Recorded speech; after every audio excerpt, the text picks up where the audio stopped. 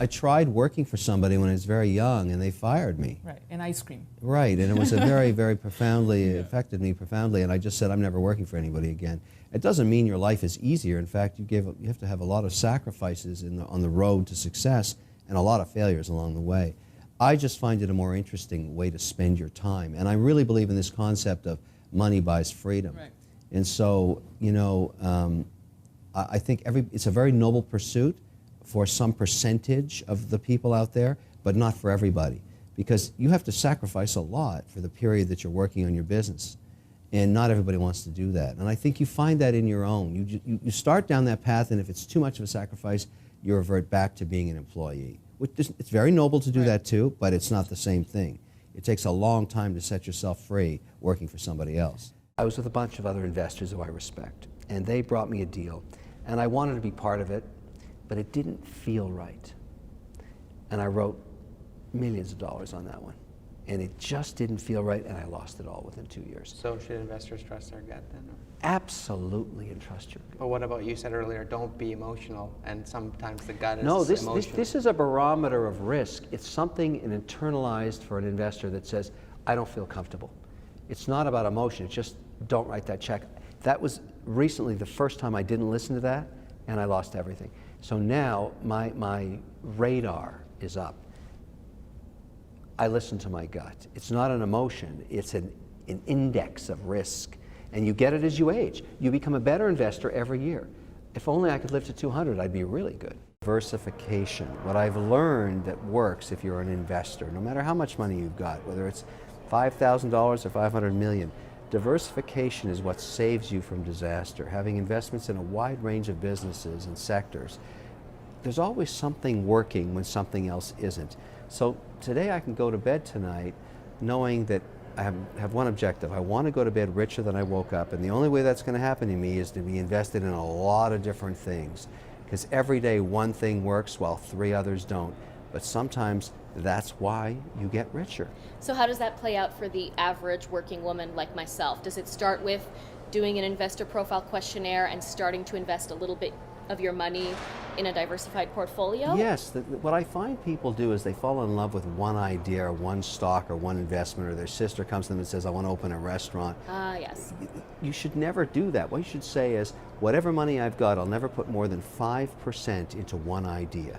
I'll never let myself get caught up in an idea that ends up being so big to me that if it fails, I get wiped out. This is the key to success. No more than 5% in any one idea, and no more than 20% in any one sector. For example, if you love energy stocks, only 20% max. If you love gold, only 20% max. You have to have diversification. This is the one thing that will save your hiney. You should make the assumption when you make an investment, there's some probability you'll lose it. It'll go to zero. And that's why you need to have, you know, a reserve, like a backup plan. Some cash set aside that if everything blows up, you're okay. I find it extraordinary when people make their first, you know, liquidity event and they have some capital, that they blow it all again. That is the biggest mistake. You've got to take a nut, even if it stays in cash or it's a very, very liquid, safe securities, and say, that I don't touch. It goes back to what my mother taught me. Spend the interest, never the principal. I mean, look, you know, I make a lot of crazy investments. I don't touch the principal. Communication skills, it turns out, are paramount.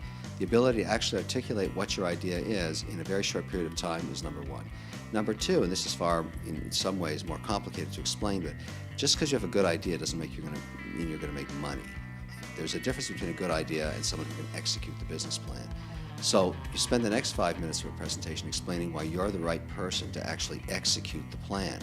And this is far more complicated because you get peppered with a whole series of questions in any presentation that you're trying to raise money for, whether it's on Dragon's Den, Shark Tank, or out somewhere else. How much of your own money have you put into this business? I put $50,000 of my own money, and I haven't taken a salary out of this company in a year and a half. Crimea River. You have to go through that gauntlet to prove that you're the right person or your team are the right people.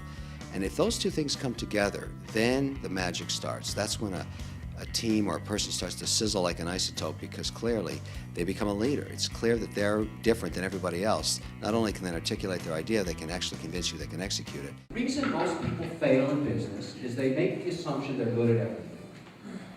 And they're egotistical maniacs. And even when it starts to fail because of their own inadequacies, they don't stop themselves and they blow up. That's a typical situation for an entrepreneur. So you have to look yourself in the mirror, and this is hard to do sometimes, and say, what am I really good at, and what do I suck at? Because you don't want to spend any of your time doing things you're no good at. And I'll give you an example. I hate logistics and operations. Now, when you run a software company, you have to make 10 million disks a month, and you don't like that, you better find a guy who knows how to do that. And you better make him your partner very early on in the process. And I mean partner. I mean you give him something. You give equity up to fulfill the weaknesses in your own portfolio. That is the key to success. I have never made any money doing it all myself, ever. I've sold many businesses now. Started many, failed at many. But the only ones I really made money on were partnerships, where I found people that were good at things that I wasn't good at. I don't mean employees, I mean giving them equity in the business so that they have the same risks and desires that I have. There's only two things in business that matter. One is owning it, and the other is being an employee.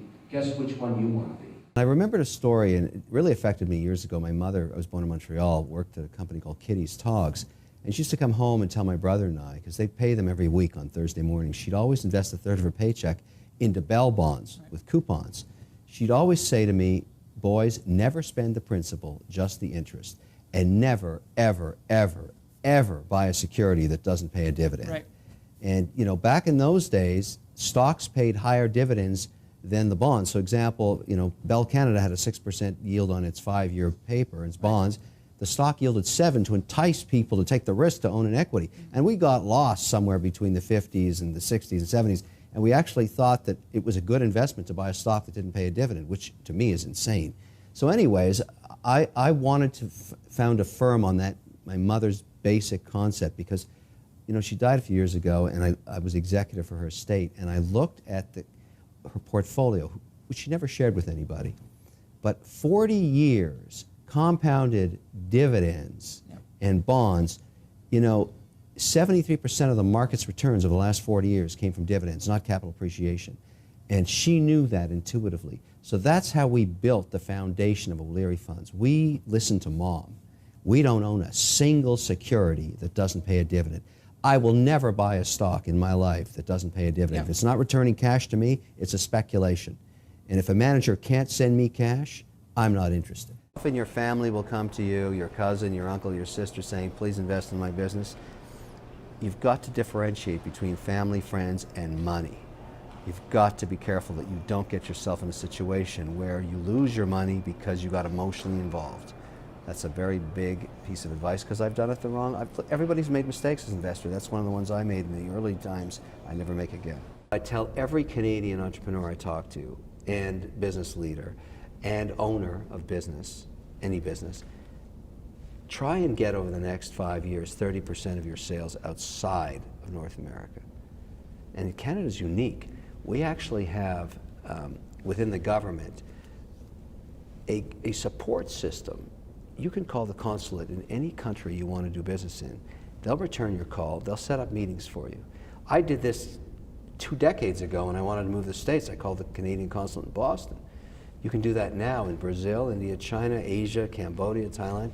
And there's somebody that'll say, I care about that Canadian company. I'm going to make calls for them. You still got to do the work. But the whole idea is to diversify your sales risk. You diversify your portfolio. If you're just selling in the US, you're going to be selling to an economy that's growing at sub 3% for the rest of your life. So, Oprah has a hairdresser. Interesting guy. He's, his hobby was tea. This tea you drink. And he became what's called a nose. He had a certain skill to be able to smell Ceylon teas and blend them. One day he gives, a couple of years ago, a cup of tea to Oprah while he's doing her hair, and she sips it and says, it's the best tea I've ever had. She goes on the show a half an hour later and says, this tea, called Talbot Teas, is the best tea I've ever had. He gets orders the next day for $500,000. You know the Oprah effect, you've heard of it, right? He can't finance that. So he comes on Shark Tank and he's looking for $250,000. And I agree to buy 35% of the company for that. I love tea, it's so simple. Gets on Oprah, 500,000 orders, Neiman Marcus, all kinds of individuals ordering on the internet. Simple. T, orders, cash flow, right? While we're in the middle of doing the deal, the show airs, and Jamba Juice, a public company, says, we want to be in the tea business. We love this story. We love the brand. I want to buy the company. I haven't even written the check yet. And bang, the deal's done. Wow. Yes, wow. Yeah. That's the kind of deal I like. Because it was simple. It's not a complicated tech story. It's tea. Tea with a brand. Now you go into a Jamba Juice anywhere in North America, that's my Talbot Teas. That's right. Isn't that wonderful? It is wonderful. That's why you are. Well, that's why I am Mr. Wonderful. But you know, I look at it this way. The simple deals are the ones you make money on. Okay. So I take that cash back, I redeploy it. So I like simple stories with revenue attached to them. You know, the high-tech stuff, I came out of that market. It's so complicated, so much can go wrong, so I just love deals where they see an easy path to revenue. You know, they're probably in their 50s, 60s, 70s, and even older. Their number one mandate to their own investment strategy is preservation of wealth. Secondly, it's income. And lastly, on the hit parade, is capital appreciation. Right. The only way we get capital appreciation is we find companies that are growing free cash flow. I don't believe in earnings. That's mumbo jumbo to me. I believe in free cash after CapEx. You tell me how much free cash flow you're making every quarter, it's the only thing I care about. I don't want to hear anything else, because if you're not, you can't lie about cash. That's what I love about cash.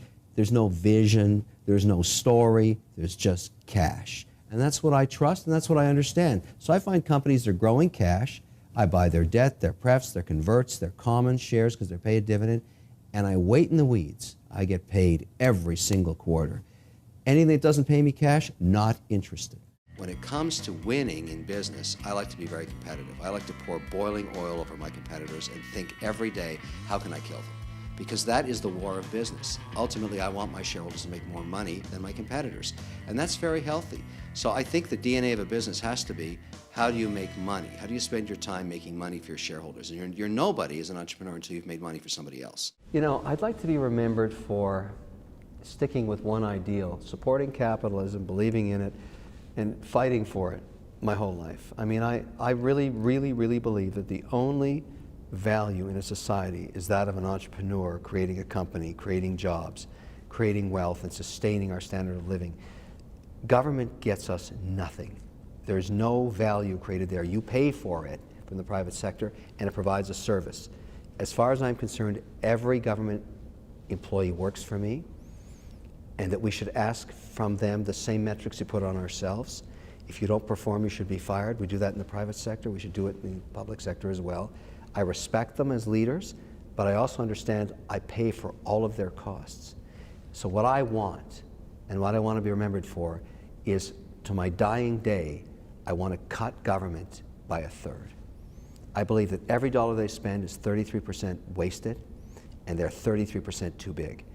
In this country, we need less government. We need more private sector. That's how we become rich and win.